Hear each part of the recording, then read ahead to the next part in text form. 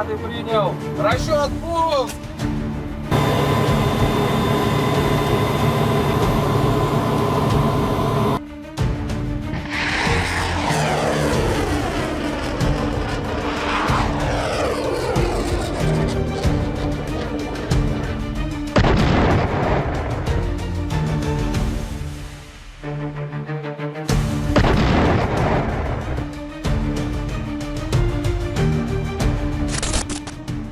The skies over Ukraine are burning again.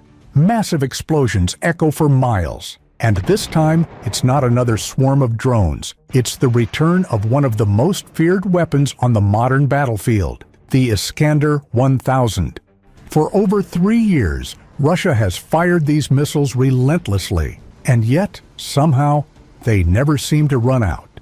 Meanwhile, NATO and Ukraine, with all their Western technology, still haven't found a way to stop them.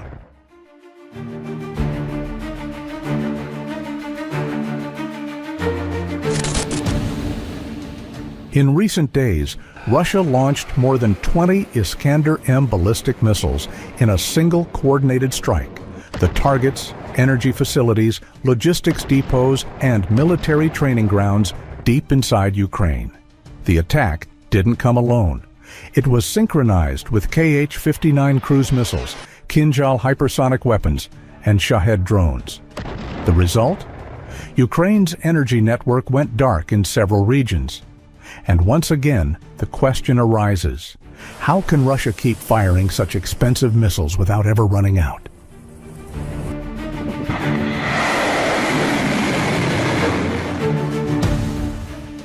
The answer lies inside Russia's factories. Since 2022, 2 major facilities, Votkinsk plant and KBM Kolomna, have been running non-stop 24 hours a day under what Moscow calls a total war economy. Western intelligence estimates that Russia now produces 40 to 50 new Iskanders every month. Every missile fired is quickly replaced by a freshly built one. And the launch vehicles, the 9P-78-1Tels, are reusable. They just need to be reloaded. On top of that, Moscow is believed to have received additional ballistic stock from North Korea, specifically the KN-23, a near-identical cousin of the Iskander. So while analysts predicted Russia's missile stockpile would collapse long ago, its factories quietly increased output instead.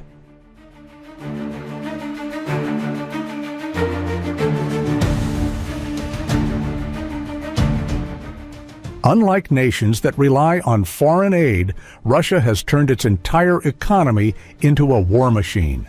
The government fully subsidizes the defense sector, redirecting manpower, materials, and energy toward weapons production. Thousands of new workers have been hired, and military factories now operate with absolute priority in logistics and resources. In this model, every missile launched today can be replaced with another one next week. For Russia, these missiles are not just weapons, they're a strategic currency in global power politics.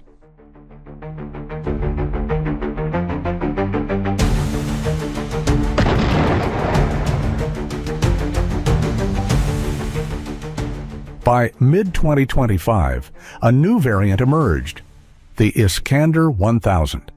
And it's not just an upgrade, it's a complete evolution. This missile stretches the range to nearly 1,000 kilometers, hits speeds up to Mach 9, and maintains an accuracy of just 3 meters. It performs extreme maneuvers in flight, climbing to 80 kilometers, then diving sharply in unpredictable trajectories. A stealth ceramic composite coating makes it nearly invisible to radar, while onboard electronic jammers and decoys confuse enemy tracking systems. In real combat, Western air defenses like Patriot or NASAMS often lose lock just seconds before impact. For Ukraine and NATO, this has become a nightmare in daylight. So why hasn't NATO, with all its advanced systems, found a solution? First, because these defenses were never designed for maneuvering ballistic missiles. Systems like Patriot PAC-3 or IRIS-T were built to intercept predictable parabolic trajectories, not missiles that twist, dive, and accelerate at Mach 8. Second, Ukraine's radar network isn't fully integrated. Part Soviet legacy, part Western imports. The systems don't communicate seamlessly. That means Iskander's trajectory only appears on radar a few seconds before impact. Third, Ukraine doesn't have THAAD, the only interceptor capable of engaging missiles in near-space altitudes, and Western governments have avoided sending it, partly due to cost, partly due to escalation risks. Finally, Russia uses a clever attack sequence.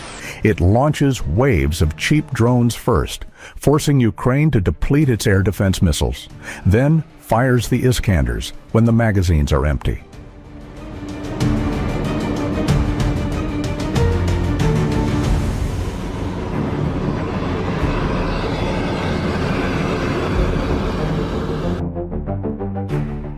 To be fair, Western nations are working on countermeasures.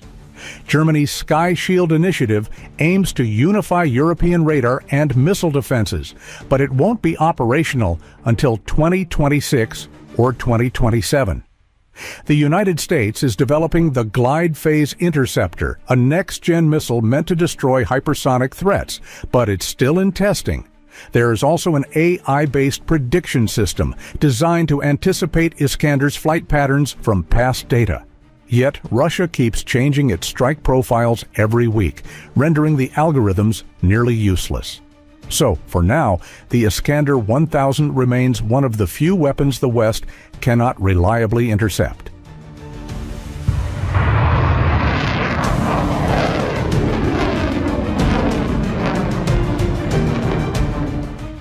For Ukraine, this has become both a strategic and psychological setback.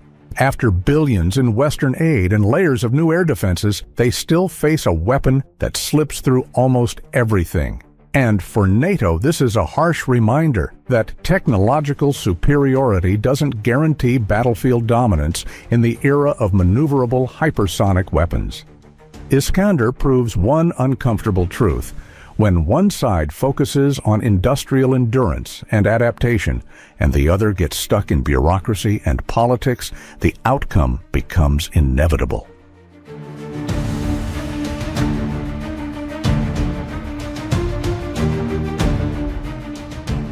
Every war has two faces, innovation and destruction.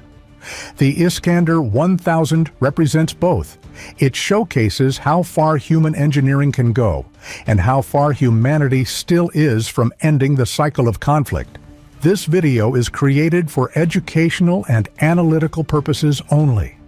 It does not endorse or glorify any side involved. All data is based on open source reports and verified defense analyses. Don't forget to like, subscribe, and share your thoughts below. Do you think NATO will find a real answer to the Iskander 1000 soon?